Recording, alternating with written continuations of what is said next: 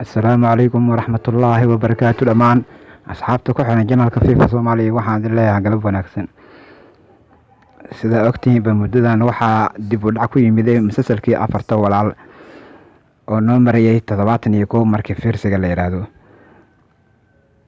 waxaan idinkugu hambalyeenayaa dhawaan isbuucan soo socda dhexdiisa insha Allah in isagii oo dhameystiran ka xiiso badan qaybihii hore ee aan soo daawanay ayaan soo gudbi doonaa janalka. haddii aad ku cusub tahay saaxiib waxaan kaa codsanayaa inaad subscribe igu caawido like-na dhahdo fikirkaadana aad igula wadaagto commenti asxaabta hore ugu xiriirad janalka FIFA Soomaaliya. waxaan leeyahay ku mahadsantihiin ku xirnaanshaha janalka FIFA Soomaaliya. dhammaan waxaan idin leeyahay sugitaankiina ha noqdo mid aadan daahsana.